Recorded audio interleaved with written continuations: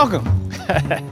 My name is Seitu Jones, and I am a visual artist.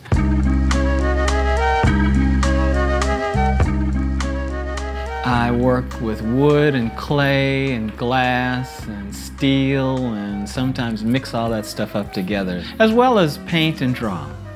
I am here in the heart of St. Paul, Frogtown. So it is one of the most diverse neighborhoods in all of St. Paul. The studio is like a laboratory for all artists, so you get an opportunity to see artists' successes as well as his or her failures. You know, things that might lead up to a process. This is my office, studio, hangout, and I paint on this wall here. This wall here is my easel. I generally use this area to make models, to construct pieces. This is my drawing table here. I'm working right now on a drinking fountain for the city of Minneapolis. This is an early sketch of that. This was a clock tower here, or model for a clock tower at Fair School. So, you know, I've got a whole bunch of stuff here. I mean, when you look at this, this is a pot. I did a whole series and still working on all these collard green pots. Another thing that I have here, these grenades here. These are seed bombs full of compost, clay, and seeds. These weapons of peace that can be tossed in some bare spot along the boulevard or a vacant lot. And then down here is where I work with wood and clay and mix all that stuff up together. This is all the nasty work here. So I have this filter here that helps me kind of keep some of the dust down, although I've also cut out this great big hole here so I can get light down into the basement.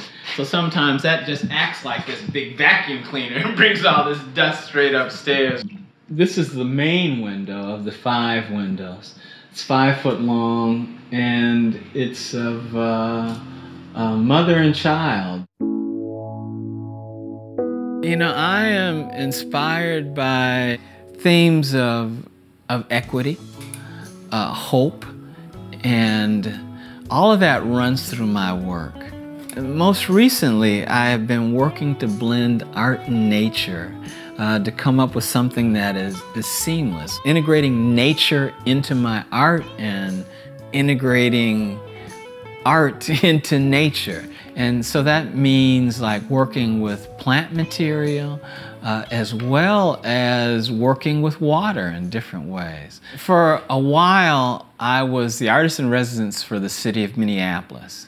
I worked in collaboration with Tecumseh Aiken and Soyini Guyton to create a set of bronze shadows in Nicollet Mall. A lot of the pieces that I've done that are part of the landscape that people have probably seen out of the corner of their eyes and not even know that I had something to do with it. I am a child of the 60s, came up in the Black Power movement and was a part of the Black Arts movement. There was one tenet I still hold to this day, and that's that you should leave your community more beautiful than you found it. And that is one of the guiding principles now in much of my work. I try and create large-scale work that inspires and informs people.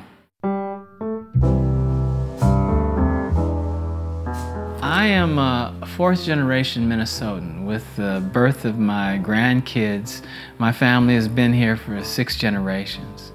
In this family, there were so many folks that were artists.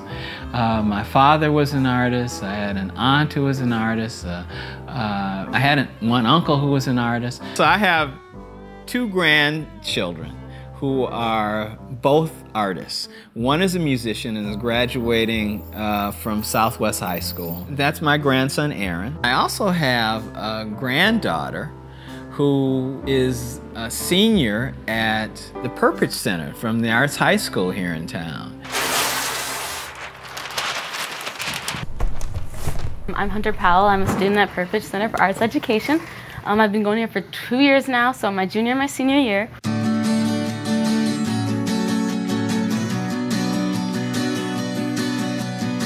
I'm an artist who likes to focus on screen printing and fabric and canvas and texture and how they can all relate together. This is a test print of a piece that I'm working on now. It's going to be going on this paper, but it's supposed to be put on canvas, and it's of my cousin. I'm doing a series of pieces of family pictures that I've taken that I'm going to work from.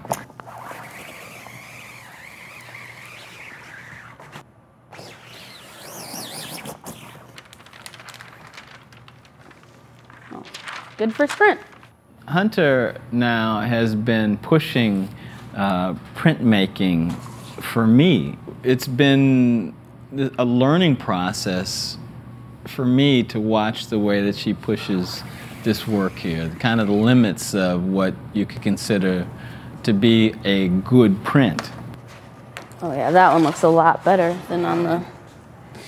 I like the texture that it gives off. This piece was printed on homemade paper that I made in my papermaking class last semester. It's just a simple Xerox transfer, and then I used the typewriter to type the text onto the image.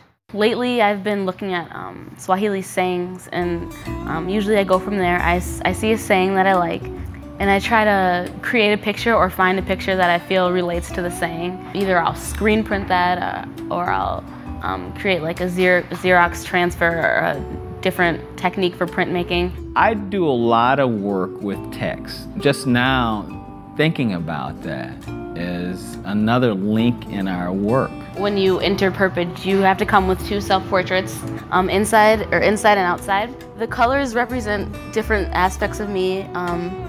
Like the yellow is like my loud, vivacious side.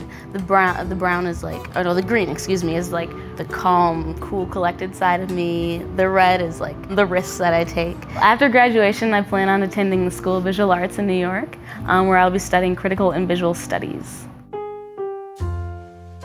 Well, I probably don't use my grandfather as a resource as much as I should, but I do always know that he's there to help me with anything art-related or otherwise. I've been able to thrive here and survive here based on the support that I've received from this larger community. So I really feel this sense of responsibility to help those artists who are emerging artists and to try and keep all of us from submerging. Seeing my grandfather as the well-known artist that he is has, I guess, like, helped me see what I can be and go even farther beyond that. I'm really proud of who she's become.